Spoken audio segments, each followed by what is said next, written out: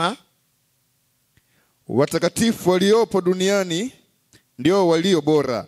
Watakatifu waliopo duniani ndio walio bora. Hao ndio niliowapendezwa nao. Hao ndio niliopendezwa nao. Kwa hivi Mungu wetu anataka watakatifu. Anataka watakatifu. Ndio anaowasifu. Hasifi kwamba hawa ni wachungaji wanafanya kazi yangu, sasa nyie hakuna shida, njooni tu. Hawa ni wainjilisti walei, njooni tu. Hawa ni wanakwaya wanaimba nyimbo za unabii, nyie ingieni tu. Hawa ni washiriki, majina yao yako pale Busweru au wilayani au popote pale, nyie ingieni tu. Hawa ni washiriki ambao walibatizwa ubatizo wa maji mengi, waingie tu. Hawa ni washiriki ambao wako ndani ya kanisa la Mungu siku zote, waingie tu. Biblia inasema watakatifu waliopo duniani ndio walio bora. Hao ndio niliopendezwa nao. Sasa wanakuja kuingia katika makao ya milele. Na hii si rahisi watoto wa Mungu. Si rahisi. Mtume Paulo aliwaonya Wakristo wa kanisa la kwanza. Msomaji yuko tayari sasa kutusomea katika kitabu cha Matendo ya Mitume. Msomaji wetu amekuwa tayari kutusomea Matendo ya Mitume sura ya 14. Atasoma sasa hivi Matendo ya Mitume sura ya 14. Ataanza kutusomea mstari ule wa 22. Neno la Bwana linasema. Neno la Bwana linasema mstari wa 20 ukianzia mstari huo wa 21. 21 nasema, hata walipokwisha kuihubiri injili katika mji ule. Walipokwisha kuhubiri injili mitume Barnaba na Paulo na wengineo. Biblia inasema hata walipokwisha kuihubiri injili katika mji ule na kupata wanafunzi wengi, wakarejea mpaka Listra, wakarejea mpaka Listra na Ikonio na Antiochio. 22 wakifanya imara roho za wanafunzi na Ebu mtumishi, hata mimi nyinyi hamjanijua. Ni tangu nimekanyaga hapa, lengo langu ni kuimarisha, kufanya roho za waumini ziwe imara katika pambano. Ndio masomo yangu yamejengwa pale. Tena waimbaji leo hawajaniwekea ule wimbo. Wale washiriki ambao ni wagoigoi, wadhaifu, muje muandaa wimbo, mtauingiza. Ngoja kidogo turudi kwenye neno. Neno la Mungu linasema ya kwamba kwenye fungu hilo linasema ya kwamba wakifanya imara roho za wanafunzi.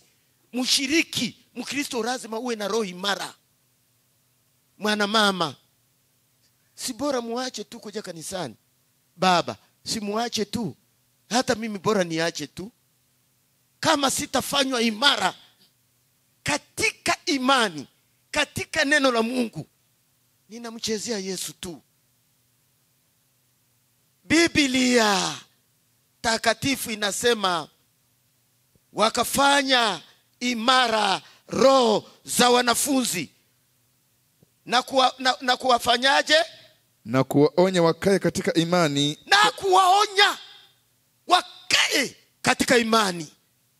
Alafu na ya kwamba imetupasa kuingia katika ufalme wa Mungu. Imetupasa kuingia katika ufalme wa Mungu kwa njia ya dhiki nyingi.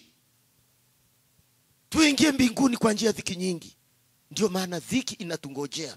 Waimbaji hawa si haya maneno si kwamba ni mageni. Waimbaji hawa wanatunga haya maneno, yamo ndani yao, wameyasoma kwenye Biblia na kwenye roho ya unabii.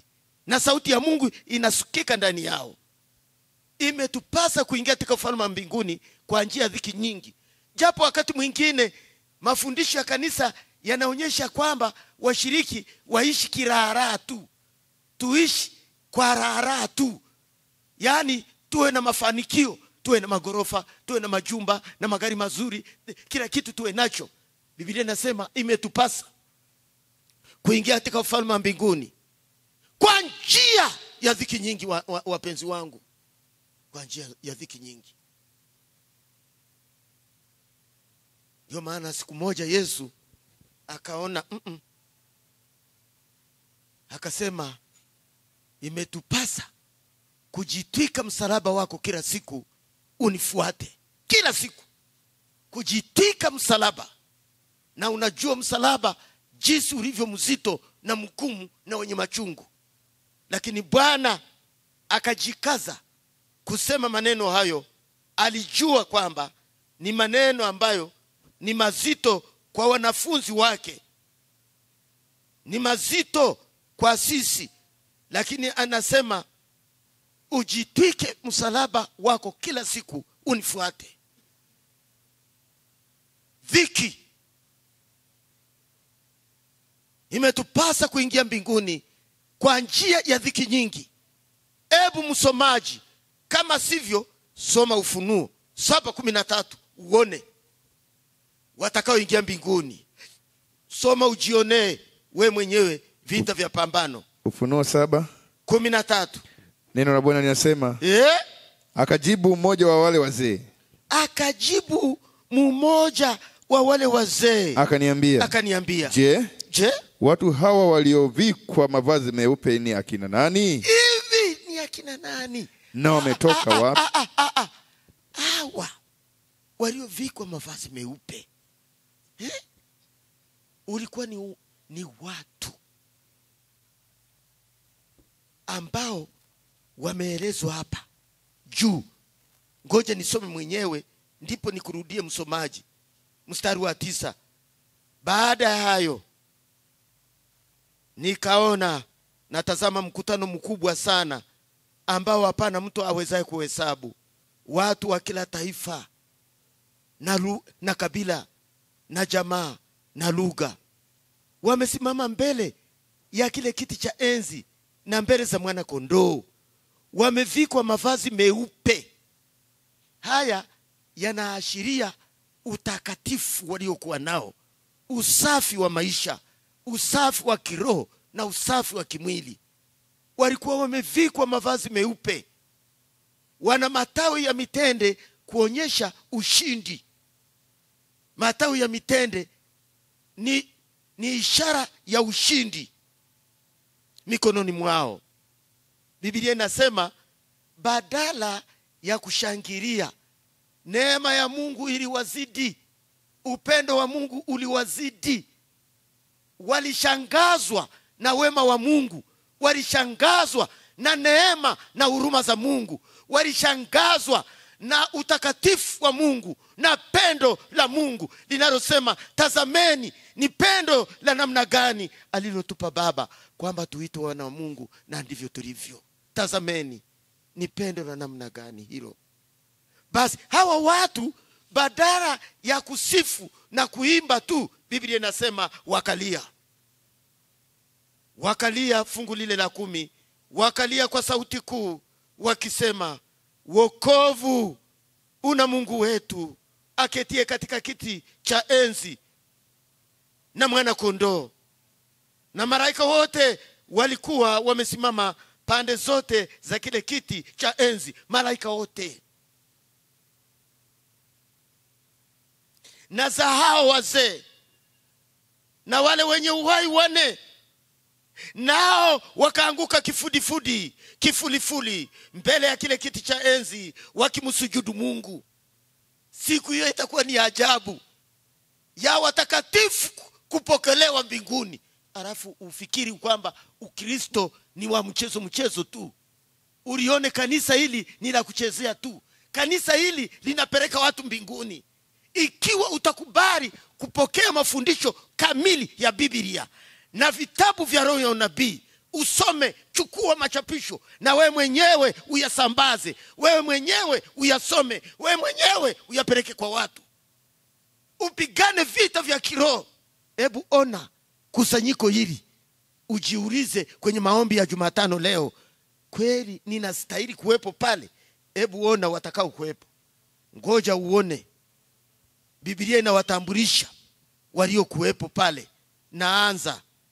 Biblia inasema kwanza ni mstari wa 10, wale ambao waliokuwa wamestahili, watakatifu walioko duniani ndio walio bora, hao ndio ninapendezwa nao. Biblia inasema wakalia kwa sauti kuu wakisema, wokovu una Mungu wetu aketie katika kiti cha enzi na mwana kondoo. Wamekiri ya kwamba wokovu una Mungu wetu. Huwezi kupata wokovu kwingineko bila Mungu mwenyewe, bila mwana kondoo. Neno la Mungu namaliza inasema, na malaika, sasa sikia hapa, na malaika wote walikuwa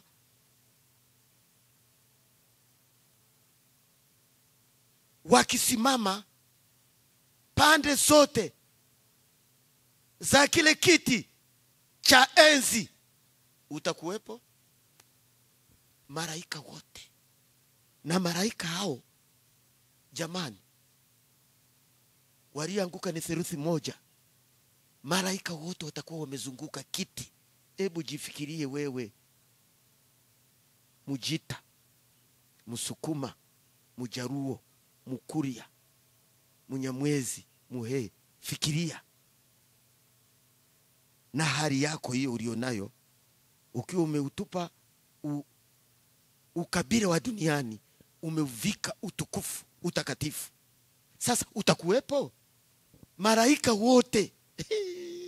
Mimi ninapoangalia malaika wote wamezunguka kiti cha enzi, wote jamani, wote. Alafu kitu kinachonishangaza cha kibiblia, na malaika wote walikuwa wakisimama pande zote za kile kiti cha enzi na za hao wazee 24. Wale wazee 24 na za wale wenye uhai 4. Wale wenye uhai 4, wao wenye uhai 4, hawa ndio mimi wananiogopesha. Wao ukisoma Ufunuo inasema wao mbinguni hawapumziki mchana na usiku. Wao wanasema tu mutakatifu, mutakatifu, mutakatifu, mutakatifu, mutakatifu, mutakatifu, mutakatifu. Kama mnafikiri ninasema hivi, tuliache hilo somo turudi. Msomaji uwe tayari, tutarudi pale sasa hivi. Ufunuo sura ya 4. Ufunuo sura ya 4 mstari wake ni wa 8. Na hawa wenye uhai 4, kila mmoja alikuwa na mabawa 6, na pande zote na ndani wamejaa macho, wala hawapumziki mchana wala usiku, wakisema, mutakatifu, mutakatifu, mutakatifu, Bwana Mungu Mwenyezi, aliyekuweko, aliyeko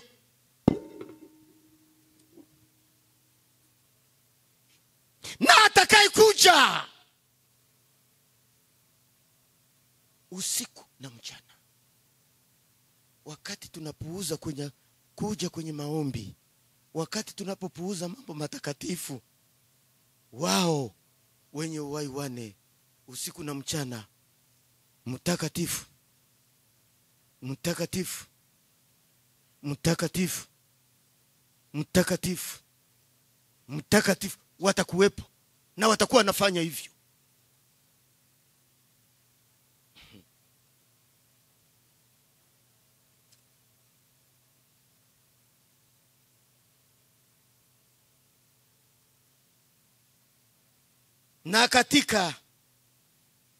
na malaika wote walikuwa wamesimama pande zote za kile kiti cha enzi na za hao wazee na wale wenye uhai 4, nao wakaanguka kifulifuli mbele ya kile kiti cha enzi, wakamsujudu Mungu wakisema, Amina. Baraka na utukufu na hekima na shukurani na heshima na uweza na nguvu zina Mungu wetu hata milele na milele. Amina.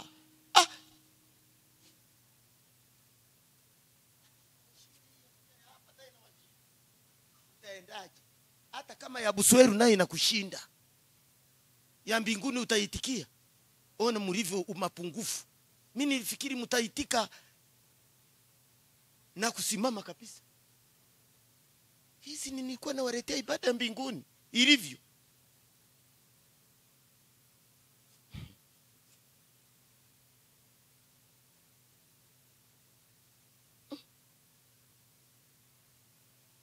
Na malaika wote walikuwa wakisimama pande zote za kile kiti cha enzi na za hao wazee na za wale wenye uhai 4, nao wakaanguka kifulifuli mbele ya kile kiti cha enzi wakimsujudu Mungu wakisema, Amina. Baraka na utukufu na heshima na shukurani na heshima na uweza na nguvu zina Mungu wetu hata milele na milele. Amina. Sasa swali, msomaji aulize swali sasa. Msomaji anauliza sasa swali. Wale waliokuwa wanalia, sasa uliza swali sasa. Fungu lako ulisome sasa la 13. Ilikuwa ni Ufunuo, nimepoteza. Huyu mjamaa vipi? 7:13 inasema, akajibu mmoja wa wale wazee. Akajibu mmoja wa wale wazee. Akaniambia. Je, watu hawa waliovikwa mavazi meupe ni akina nani? Waliovikwa mavazi meupe ni akina nani? Na wametoka wapi? 14. Nikamwambia, Bwana wangu, wajua. Unajua wewe. Akaniambia, hao ndio. Bwana wangu, unajua wewe. Bwana wangu. Swali likaulizwa, hivi hawa waliovikwa mavazi meupe ni akina nani? Yohana alishangaa, ni akina nani? Bwana wangu, unajua wewe. Soma sasa. Nitarudia. Nikamwambia, Bwana wangu, wajua wewe. Akaniambia, hao ndio wanatoka katika dhiki ile iliyokuu. Hao ndio wanaotoka katika dhiki ile iliyokuu. Nao wamefua mavazi yao. Na kuyafanya meupe. Katika damu ya mwana kondoo. Wamefua mavazi yao. Tabia zao zimebadilishwa. Wanandoa wameheshimu ndoa zao. Baba alipofika ndani ya nyumba kama mwanandoa, kichwa cha nyumba, mama aliheshimu baba huyu kwa kumheshimu katika hali ya kipekee ya kiroho na kumpa heshima kama mume katika nyumba. Hakumvunjia heshima hata kidogo. Na mama alipokuwa akihudumu kama mama ndani ya nyumba, aliheshimika mbele ya baba na mbele ya watoto. Waliheshimu ndoa yao, wakajiheshimu wakimwogopa Yehova. Sasa wako hapa. Hawa waliovikwa mavazi meupe ni akina nani? Ni wale wainjilisti wa vitabu, walipeleka vitabu nyumba kwa nyumba. Ni wale washiriki wa kanisa ambao walijiunga na idara ya vitabu, wakaanza kusambaza machapisho. Wengine waliagiza maboksi ya vitabu kwamba nataka hivi vitabu nivinunue kwa pesa zangu, vikasambazwe, wengi wasome, wamuone Mungu.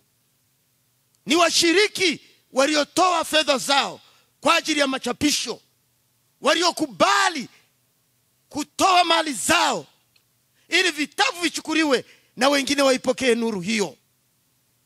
Biblia takatifu inasema, Biblia takatifu inasema maneno haya: akajibu mmoja wale wazee akaniambia, je, watu hawa waliovikwa mavazi meupe ni akina nani na wametoka wapi?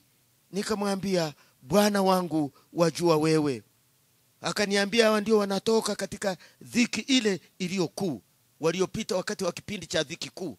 Sheria ya Jumapili ilitangazwa, hakuna kununua, hakuna kuuza, paka umepokea alama ya mnyama, paka umekubali utiifu kwa Rumi, utiifu kwa Papa, utiifu kwa mamlaka za dunia hii. Jana nilifundisha kwamba wafalme wa dunia na marais wa dunia wataungana na Papa, na Papa atawekwa kwenye kiti. Falme zote za dunia zikiwa zimeungana na mnyama na joka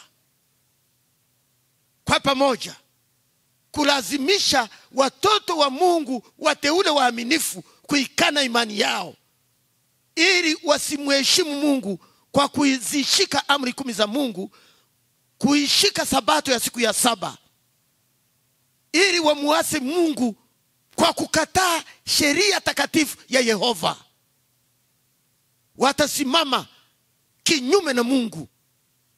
Sasa wale watoto waaminifu, washiriki waaminifu, watakao kuwa wamepita dhiki kuu, hao ndio watakao simama, ndio wanaoulizwa, hawa ni wakina nani?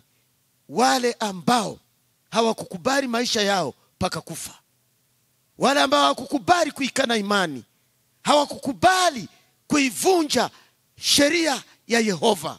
Amri 10 za Mungu waliziheshimu, waliheshimu maisha matakatifu, waliheshimu Biblia takatifu, waliheshimu ndoa zao, waliwaheshimu waume wao, waliwaheshimu wake zao, waliheshimu neno la Mungu.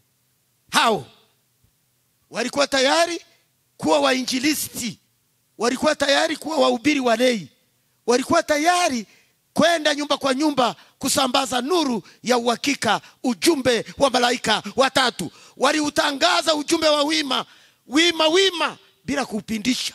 Kama mnyama anatajwa mnyama tu, bila kuogopa, ili waletea dhiki. Hawa waliovikwa mavazi meupe ni akina nani na wametoka wapi? Hawa ndio wanatoka katika dhiki ile kuu. Wameyafua mavazi yao na kuyafanya meupe katika damu ya mwana kondoo. Si kwamba walikuwa ni watakatifu tangia hapo. Biblia inasema walifua mavazi yao, tabia zao, waliungama dhambi, walikiri maasi yao, wakatubu dhambi zao, wakaziacha, wakakubali kwa njia ya imani kutakaswa na damu ya Yesu Kristo.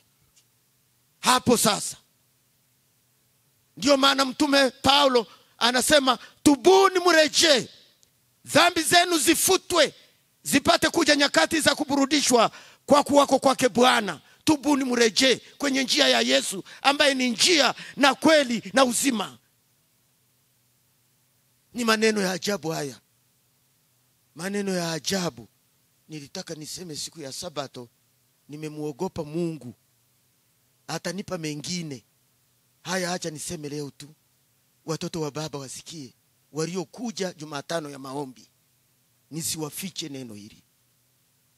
Neno la Mungu linamaliza, linasema maneno haya, akaniambia, hawa ndio wanaotoka katika dhiki ile iliyokuu, na wameyafua mavazi yao na kuyafanya meupe katika damu ya mwana kondoo. Wamepita kipindi cha taabu kuu ya Yakobo wakati wa dhiki kuu, lakini atakayewapitisha kipindi cha dhiki kuu ni Roho Mtakatifu, ni wale watakao kuwa wametiliwa muhuri wa Mungu, ni wale watakao kuwa wamenyeshewa mvua ya masika, si wengine. Msitegemee kwamba kuna wengine huko. Ni nyie, ni mimi na nyie, si wengine. Ni wewe na mimi tunatainiwa. Roho Mtakatifu anafanya kazi katika maisha yangu na maisha yako, si wengine. Ujumbe huu ninawaletea ndivyo ulivyo, si kwamba nyinyi hivi Bwana amewatupa. Ni nyie na madhaifu yenu na unyonge wenu, na anawajua. Mbona aliwaleta kwenye kanisa la haki? Mbona aliwaleta? Si angewaacha? Kwa nini aliwaleta? Aliwaleta kwa maana anawapenda na kuwajali na kuwapa neno kama hili.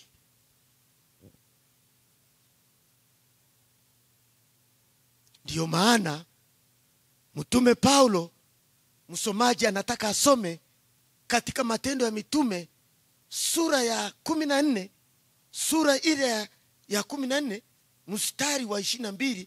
Msomaji anataka asome sasa hivi. Atasoma msomaji wetu katika hiyo sura ya Matendo ya Mitume, naye atasoma katika mstari ule wa 22. Neno la Bwana 20, mstari wa 22 atasoma sasa. 20 na 22. 20 inasema 22 inasema wakifanya imara roho za wanafunzi, wakifanya imara roho za wanafunzi, na kuwaonya wakae katika ile imani, wakiwaonya wakae katika ile imani, na ya kwamba imetupasa kuingia katika ufalme wa Mungu, imewapasa kuingia katika ufalme wa Mungu kwa njia ya dhiki nyingi. Kwa njia ya dhiki nyingi upite tabu ya Yakobo. Kwa hivi si kwamba muradi tu mimi ni mshiriki sasa nitaenda mbinguni. Si kwa sababu mimi jina langu liko kanisani nitaenda mbinguni. Si kwa sababu mimi ni mchungaji Ibrahim na ubiri ninaenda mbinguni. Si kwa sababu mchungaji yule anahubiri sana ataenda mbinguni. Si kwa sababu yule ni shemasi, yule ni muimbaji, yule ni nani sasa anaenda tu. Hakuna. Zaburi 16 fungu la 3. Zaburi 16 fungu la 3, msomaji anataka asome. Zaburi 16 fungu lile la 3. Anasema, inasema watakatifu waliopo duniani, watakatifu walioko duniani ndio bora, ndio walio bora. Hao ndio niopendezwa nao, hao ndio ninapendezwa nao, hao. Na ndio maana sauti ya Roho Mtakatifu leo Jumatano, watoto wadogo, mabinti wangu, vijana wangu, wa baba na wa mama, sauti ya Roho Mtakatifu inaonya, inakukemea, inanikemea. Inasemaje? Msomaji atasoma sasa hivi Waibrania 12:14. Msomaji atasoma sasa hivi Waibrania 12:14. Usikie sauti ya Mungu inavyosema kwenye Ebrania 12:14, jinsi Bwana anavyosema nasi. 12:14 nasema tafuteni kwa bidii, tafuteni kwa bidii kuwa na amani na watu wote, kuwa na amani na watu wote, na huo utakatifu, na huo utakatifu ambao hapana mtu atakayemuona Bwana. Tafuteni kwa bidii kuwa na amani na watu wote, na huo utakatifu ambao hapana mtu atakayemuona Bwana isipokuwa nao. Ambaye atamuona Bwana asipokuwa na huo utakatifu. Uwezi kusema mbele ya mtakatifu wa Israeli, Mungu wa dunia yote, aliyekuweko, aliyeko na atakayekuja, ujitambulishe kwamba mimi nilikuwa mchungaji, naomba kuingia. Mimi nilikuwa muimbaji, nataka niingie. Mimi nilikuwa na ushirika kule Busweru, naingia sasa. Mimi nilikuwa shemasi, naingia. Mimi nilikuwa na shiriki meza ya Bwana, naingia. Mimi nilikuwa mshiriki wa kanisa. Hakuna hiyo.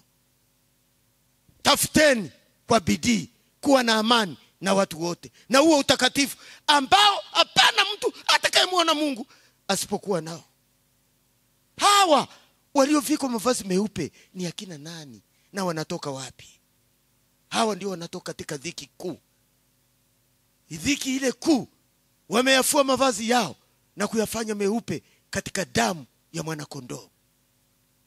Na ndiyo maana shetani ameanzisha pambano la Ufunuo sura ya 13. Akaona ni wafanyeje nizuie wasipate utakatifu, nifanyeje nizuie wasipate utakatifu, nifanye nini mimi? Shetani akajipanga na wakuu wa dunia na dola za dunia hii. Sura 13 mstari wa 11. Neno la Bwana linasema, kisha nikaona mnyama mwingine akipanda juu kutoka katika nchi, naye alikuwa na pembe mbili mfano wa mwana-kondoo, akanena kama joka. Unabii unaonyesha kwamba huyu mnyama ni dola ya Marekani. Pembe mbili mfano wa mwana-kondoo. Dola ya Marekani, sera yake ilikuwa kwamba serikali itadumisha mambo ya kiserikali na dini itashughulika na mambo ya dini. Dini na serikali havitaungana hata kidogo. Kondoo inaonyesha alikuwa Marekani ilikuwa ni mpore, lilikuwa ni kimbilio la watu, na nabii mama Haiti akazukia huko. Kisha nikaona mnyama mwingine akipanda juu kutoka katika nchi, naye alikuwa na pembe mbili mfano mwana-kondoo, akanena kama joka. Kwa nini amenena kama shetani? Ni kwa sababu sasa ndiye atakayetia pumzi sanamu ya mnyama, ndiye atakayeifanya Jumapili iheshimiwe. Waprotestanti wa Marekani ndio na dola ya Marekani ndio watakayempa papa nguvu za kutangaza Jumapili. Akanena kama joka. Ndivyo Biblia inavyosema, akanena kama joka.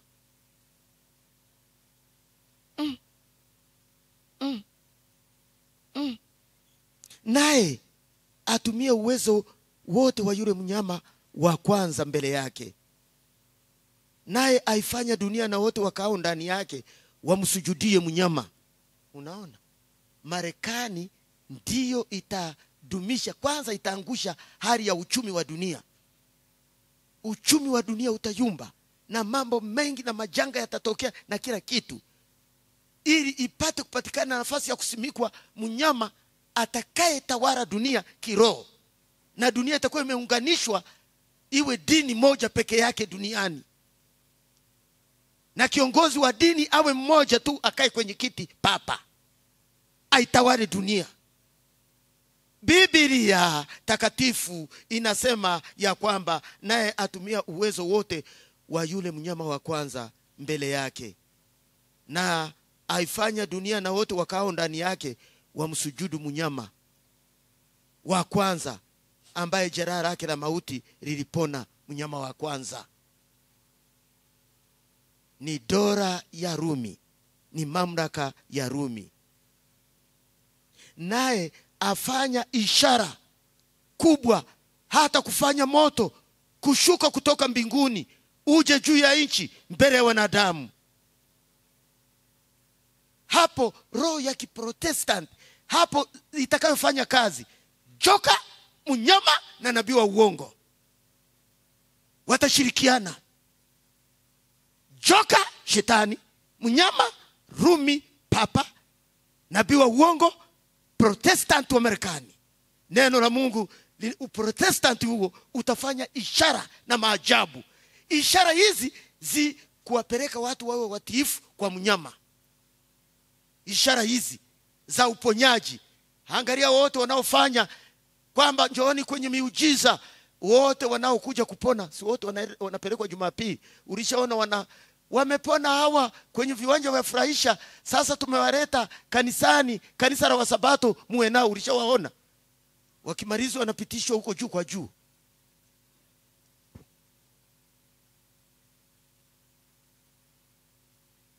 Naye afanya ishara kubwa, hata kufanya moto kushuka kutoka mbinguni uje juu ya nchi mbele ya wanadamu, naye awakosesha wale wakao juu ya nchi. Atawakosesha kwa ishara hizo, atawakosesha kwa ishara. Utastamili vipi kuona anasema mimi ni Yesu, naagiza moto uje juu ya nchi? Unaona moto unakuja pa pa pa pa pa pa pa pa kutoka juu. Haujasujudu tayari, haujapokea alama ya mnyama pale. Ni kipindi cha dhiki kuu hiyo, ni kipindi cha taabu kuu ya Yakobo. Imani zitajaribiwa. Biblia inasema naye wakosesha wale wakao juu ya nchi kwa ishara zile alizopewa kuzifanya mbele ya huyo mnyama, akiwaambia wakao juu ya nchi kumfanyia sanamu yule mnyama aliyekuwa na jeraha upanga, naye akapona. Marekani, uprotestanti wa Marekani. Haya mnayoona yanafanyika hapa furahisha ni maigizo, ni bado hayo ni matetesi. Ishara zenyewe zitatendeka za ajabu mno, na wengi watatikiswa. Hawakujenga imani yao juu ya mwamba Kristo. Hawajajazwa na Roho Mtakatifu, hawajapata ubatizo wa Roho Mtakatifu. Walipata ubatizo wa maji mengi tu, walipata ubatizo wa maji mengi tu, walikunywa meza ya Bwana tu, lakini hawajapata ubatizo wa Roho Mtakatifu. Hawajajenga imani yao katika Biblia takatifu. Imani yao haikujengwa juu ya misingi imara, Yesu Kristo. Itabidi wayumbishwe. Ni kipindi cha hatari. Ibrahim Juma nawaambia, bado Mungu amenijalia niko hai na uzee huu kuambia hayo maneno. Mimi namshukuru Mungu sana unilinda, kwani kama si Mungu Israeli aseme sasa. Nimepitia vipindi vigumu ndugu zangu katika maisha yangu. Wako wachungaji wengi wamepitia vipindi vigumu kwa namna yao tofauti na tofauti, lakini mimi nami kwa namna yangu tofauti na tofauti. Kufungua kazi katika nchi ya Zanzibar ilikuwa ni kazi ngumu. Ilikuwa ni kazi ngumu kufungua kazi. Kanisa kufunguliwa la Waadventista wa Sabato Zanzibar, tangu kuwekwa kwa msingi wa dunia, kisiwa cha Zanzibar hakikuwa na kanisa la Waadventista wa Sabato. Hapakuwa na washiriki. Paka Mungu aliponihurumia, mdhaifu na mnyonge, Ibrahim Alex Juma, nilikutoa kwenye Uislamu, nenda. Ndipo nikaenda, akanijalia. Nilipitia vipindi vigumu. Nilipanda meli mara nyingi, maboti mara nyingi, kwenye ndege, kwenye mashua, katika hatari baharini. Nilipita humu mwenye bahari ya Hindi mara nyingi, kwenda Chake Chake, kwenda Pemba, kwenda wapi, nilizunguka. Wakati mwingine nilimwaga mama, kamwambia mama, mimi naenda. Kama nikirudi basi, kama nisiporudi chukua watoto warudishe nyumbani. Ninaenda Pemba kufungua kazi ambako hakuna mshiriki, hakuna Mtanzania anayemjua. Peke yangu tu ninaenda. Sijui nitalala wapi, nitaishije, nani atanipokea. Lakini niliweka maisha yangu kwa Yesu. Kamwambia Yesu, nipeleke tu, wewe ndiye uliniita. Kazi ilifunguliwa. Leo ninapoongea na nyie, Zanzibar kuna mitaa 5. Haleluya. Wakati kulikuwa hakuna chochote. Nilikuta tawi la shule Sabato lilipelekwa pale na mtu mmoja anaitwa Yohana Rukwaro Mpare, mwinjilisti wa vitabu. Alianzisha tawi la shule Sabato, tukaliingiza likawa kundi, nikaingia kwa kazi hiyo. Kwa hivi washiriki wa Busweru na wote mliokuja kwenye mkutano wa maombi, kama si Baba, kama si Mungu, nisingekuwepo. Siwezi nikisimulia yote niliyopitia, wote mtasema ni kweli pastor, usingekuwepo. Lakini Baba ameniweka mpaka Jumatano ya leo niseme maneno haya kwa ajili yenu. Na ole wenu kama haya maneno yatawapita.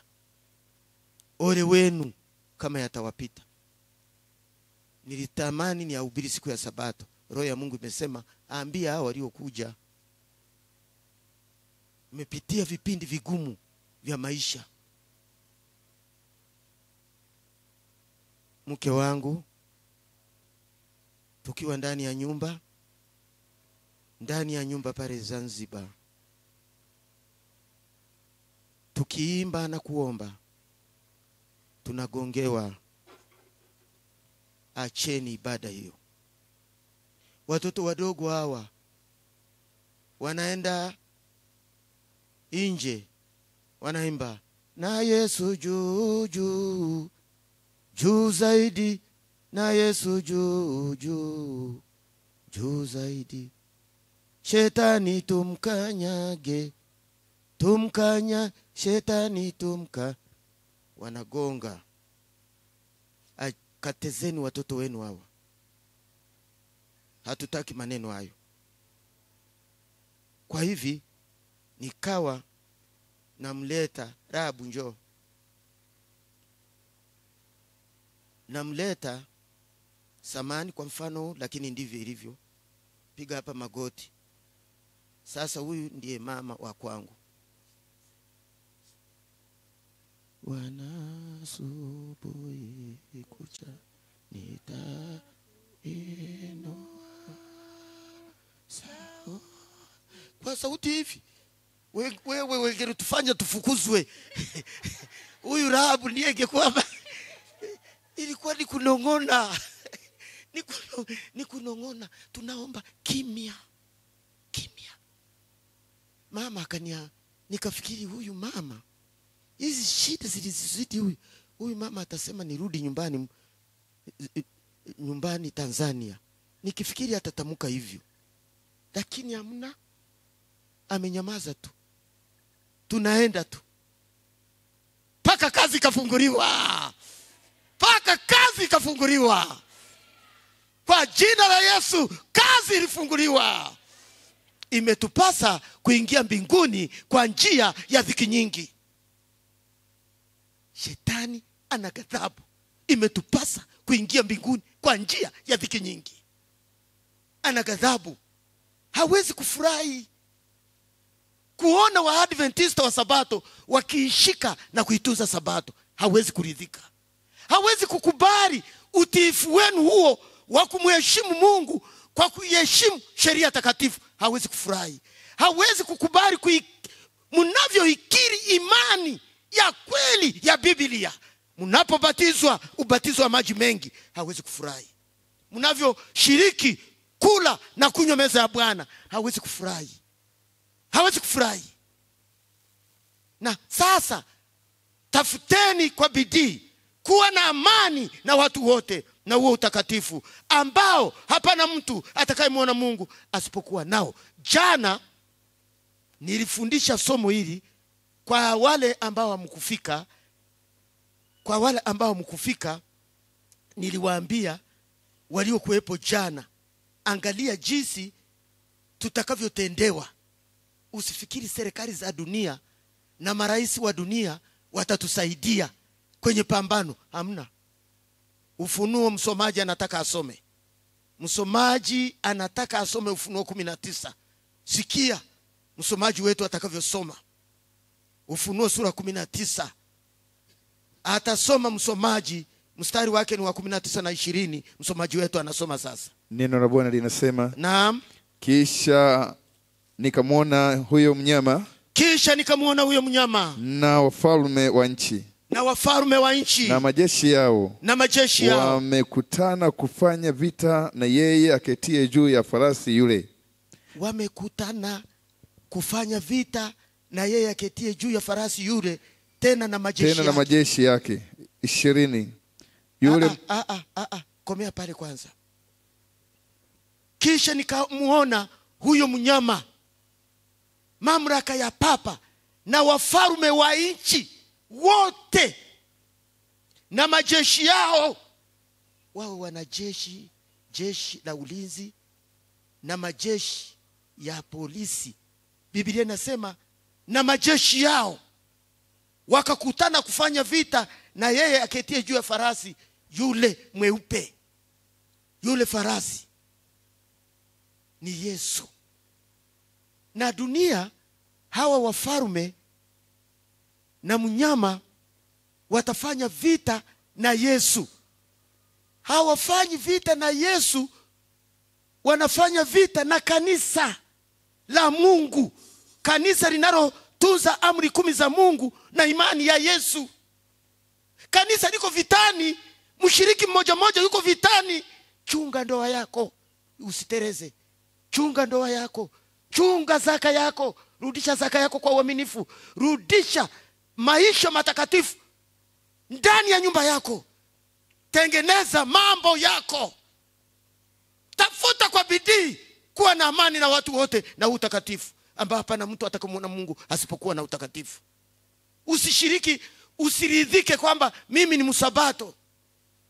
Mimi ni msabato basi, nina ushirika basi. Hakuna hilo. Watakatifu walioko duniani ndio walio bora, ndio ninaopendezwa nao. Tafuteni kwa bidii kuwa na amani na watu wote na huo utakatifu. Tafuta kwa bidii kuwa na amani na mke wako.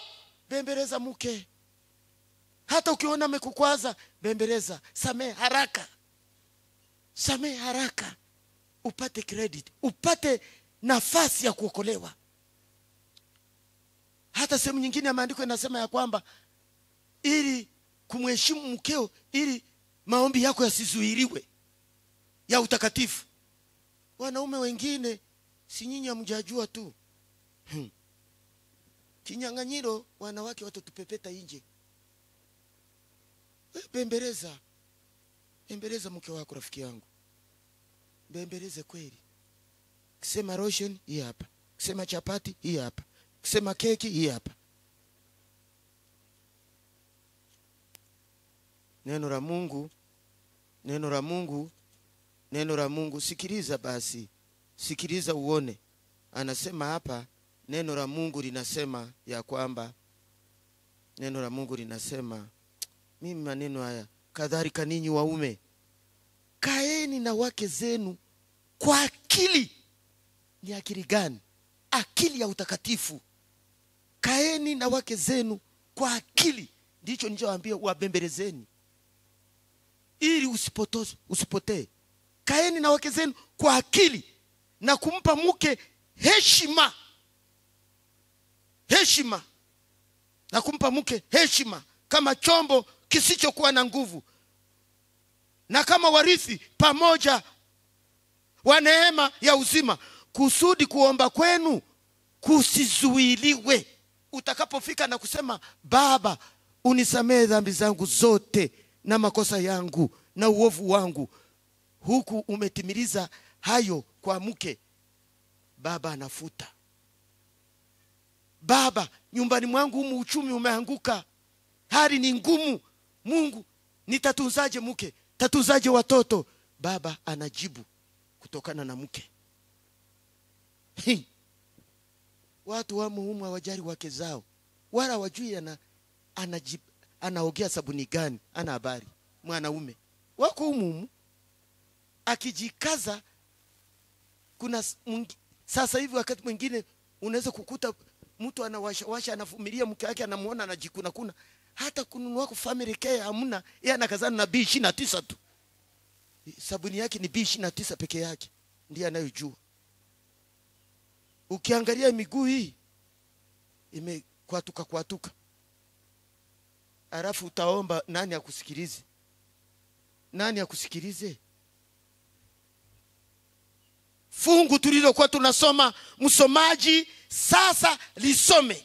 Ninaliendea hilo ujumbe hapo nilipokuwa nimefika. 22. Yule mnyama akatupwa. Nataka lile 19. Kisha nikamwona huyo mnyama. Na wafalme wa nchi. Na majeshi yao. Wamekutana kufanya vita na yeye aketie juu ya farasi yule. Wanafanya vita na Yesu. Tena na majeshi yake. Wanafanya vita na Yesu. Hivi ni vita vya kanisa. Ni vita vya washiriki. Wasimame kiroho. watangaze ujumbe wa malaika watatu, wasambaze machapisho. Na sasa msomaji anataka asome jinsi itakavyokuwa kwa wafalme hawa. Ufunuo 17, msomaji sasa anasoma. Ufunuo 17 mstari wa 12, msomaji anasoma. Ufunuo 17:12. 12.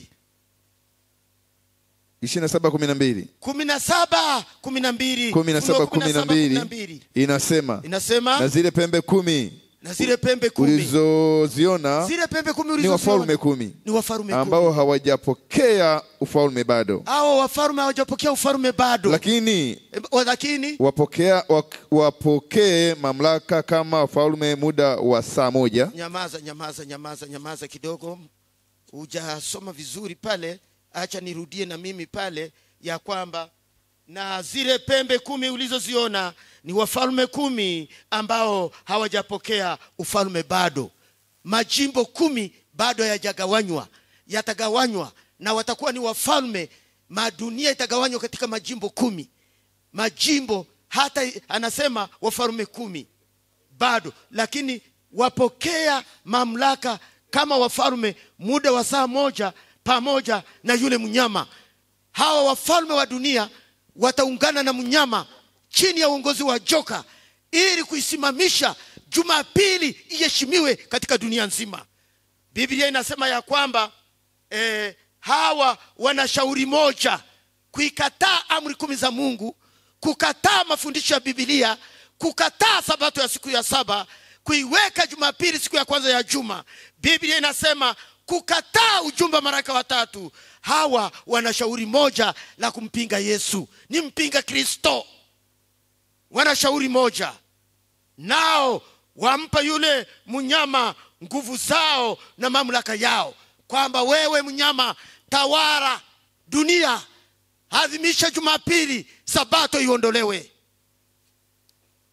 Hawa wana shauri moja, nao wampa yule mnyama nguvu zao na mamlaka yao. Utakuwa wapi wakati huo? Dunia itakapotugeuka, hakuna rais atakayetupendelea, hakuna mfalme atakayetupendelea. Hatutatakiwa katika dunia hii, hatutatakiwa. Hakuna atakayetutetea. Paka wale waliopokea alama ya mnyama ndio watakubarika. Hakuna kununua, hakuna kuuza, ufanyi biashara tena, uwezi kusoma tena, uwezi kuishi duniani kwa amani paka umepokea alama ya mnyama. Ndio maana katika kitabu kile cha Ufunuo sura ile ya 13 pale nilipokuwa nikisoma, mtayaona maneno haya ya kwamba kwenye huu mstari hapa, naye atumia uwezo wa mnyama yule wa kwanza mbele yake, aifanya dunia na wote wakao ndani yake wamsujudu mnyama wa kwanza ambaye jeraha lake la mauti lilipona. Naye afanya ishara kubwa, hata kufanya moto kushuka kutoka mbinguni uje juu ya nchi mbele ya wanadamu. Naye awakosesha wale wote wakao juu ya nchi kwa ishara zile alizopewa kuzifanya mbele ya huyo mnyama, akiwaambia wakao juu ya nchi kumfanyia sanamu yule mnyama aliyekuwa na jeraha upanga, naye akaishi. Muikubali wote Jumapili, muikubali wote Jumapili.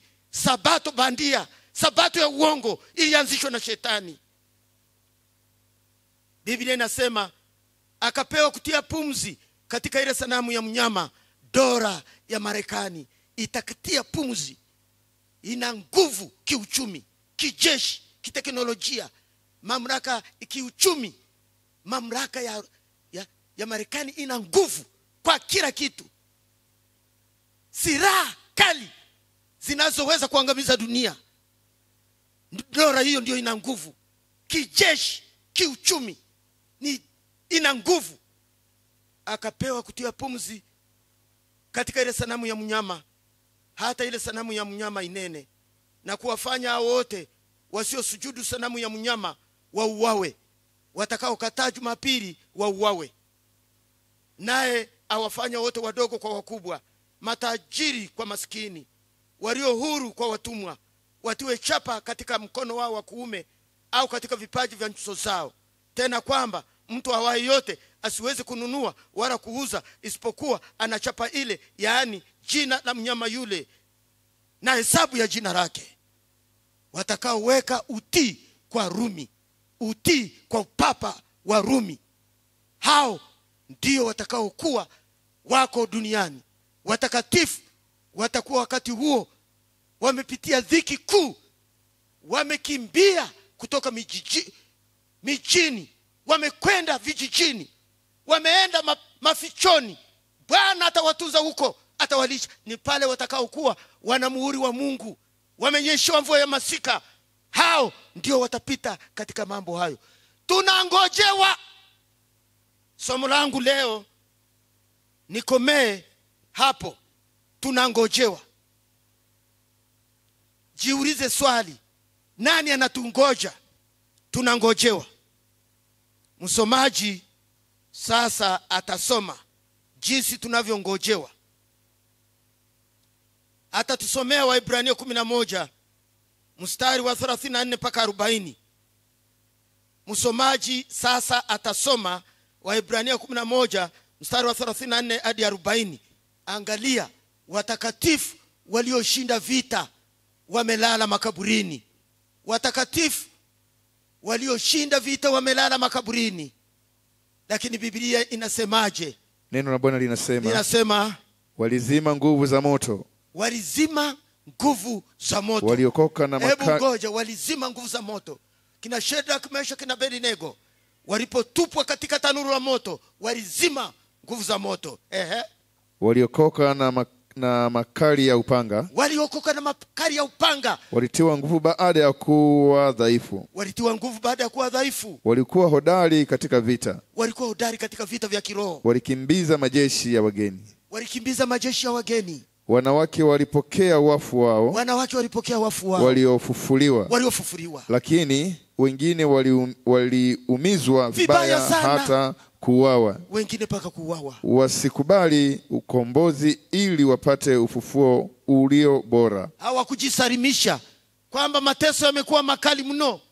Sasa Rumi, dola ya Kirumi, ndio ilikuwa watesaji wakubwa. Nyakati za Domitian na wengineo, akina Nero na wengineo, hawakukubali. Biblia inasema waliuawa kwa upanga, walizunguka wakivaa ngozi za kondoo na ngozi za mbuzi.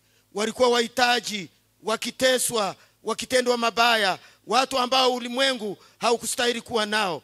Walikuwa wakizunguka katika nyika na katika milima na katika mapango na katika mashimo ya nchi. Watu hao wote wakiisha kushuhudiwa kwa sababu ya imani yao, hawakupokea ahadi. Kwa kuwa Mungu alikuwa ametangulia kutuwekea sisi kitu kilicho bora, ili wao wasikamilishwe pasipo sisi. Kwanza na sisi ndio wanatungoja hao walioumizwa hivyo, hawakusalimu amri kwa imani yao. Sasa Biblia inatoa ahadi, na watu hao wote wakiisha kushuhudiwa kwa sababu ya imani yao, hawakupokea ahadi ya uzima wa milele kwamba sasa muingie mbinguni. Bado wamelala makaburini. Biblia inasema kwa kuwa Mungu alikuwa ametangulia kutuwekea sisi kitu kilicho bora, ili wao wasikamilishwe pasipo sisi. Yesu alikuwa anakuja kuikomboa dunia hii. Yesu alikuwa hajakamilisha watu wake walikuwa hajakamilishwa. Wanatungoja.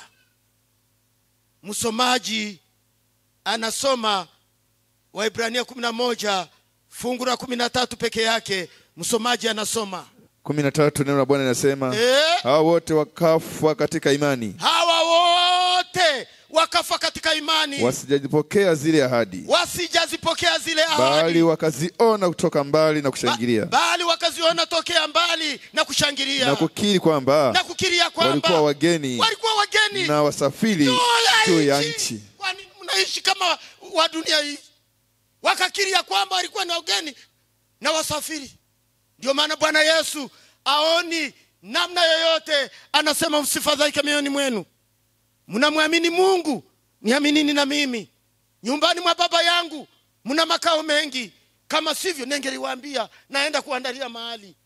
Nikienda na kuandalia mahali, nitakuja tena. Niwakaribishe kwangu nilipo mimi na nyinyi muwepo. Yesu akaandaa makao kwa ajili yako na mimi. Bado tunangojewa. Dada unangojewa. Mama unangojewa. Baba unangojewa. Mimi Ibrahim Juma nangojewa. Na mimi ndio nimeteseka mno. Na mimi ndio wananingoja. Kule kwenye Uislamu niliteseka. Sinaitwa Ibrahim Juma. Niliteseka. Nilikuwa tu nafanya hivi. Allah kibar, Allah kibar. Kumbe Yesu nimemwacha huku. Nilihangaika. Hangaika sana. Kumbe Yesu ametega mkono wake. Anamwambia Ibrahimu, ukinyanyuka njoo unifuate mimi. Iteseka. Teseka sana. Sikujua. Bado tunangojewa. Msomaji anataka asome Ufunuo sura ya 6.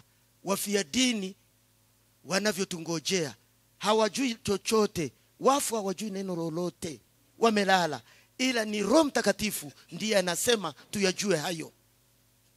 Ufunuo sura ya 6, msomaji anasoma tunangojewa. Si anasoma? Msomaji wetu anasoma mstari wa 9 hadi 11. Tunangojewa.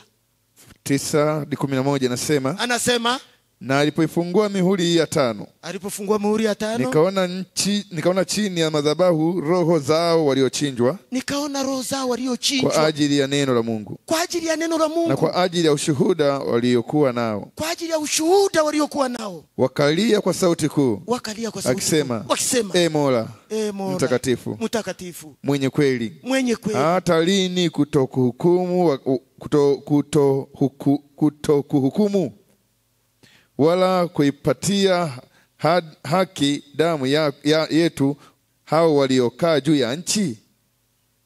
Nao wakapewa kila mmoja nguo ndefu nyeupe. Wakaambiwa, mustarehe bado muda mchache. Mustarehe bado kidogo. Hata itakapotimia hesabu ya wajoli walio na ndugu zao. Bado watakatifu wako Busweru watakaouawa vile vile kama wao. Bado watakatifu wako Mwanza. Bado watakatifu wako Dar es Salaam. Wako Mbeya. Wako Dodoma. Wako Arusha Moshi. Wako Musoma Mara. Wako Bukoba. Bado watakatifu wako. Bado wastarehe kidogo. Laleni kidogo kwanza. Biblia ndivyo ilivyosema. Waimbaji wanapokuja kwa Busweru, Biblia inasema ya kwamba fungu hilo ambalo mtumwa alikuwa analisoma hapo, na alipofungua muhuri ya 5, nikaona chini ya madhabahu roho zao waliochinjwa kwa ajili ya neno la Mungu na kwa njia ya ushuhuda waliokuwa nao. Wakalia kwa sauti kuu wakisema, Mola mtakatifu, mwenye kweli, hata lini kutokuhukumu wala kuipatia haki damu yetu kwa hao wakaao juu ya nchi? Ona Papa alivyotutesa. Kanisa wa Roman Empire ilivyotutesa. Angalia tulivyochinjwa. Angalia tulivyouawa, tulivyotundikwa kwenye miti, tulivyoteswa. Hata lini? Biblia inasema ya kwamba nao wakapewa kila mmoja nguo ndefu nyeupe, haki ya Kristo. Wakaambiwa wastarehe bado muda mchache, hata itakapotimia hesabu ya wajori wao na ndugu zao watakaouawa vile vile kama wao. Unangojewa, tunangojewa. Hebu leteni wimbo ule washiriki dhaifu. Sijui ule washiriki dhaifu, sijui unaimbaje. Washiriki unaujua, ambao ni wadhaifu, ambao hawatapata nafasi. Sijui mna uimbaji, maneno yake nimeyasahau. Muurete, siujui lakini muurete. Mna nyimbo nyingi.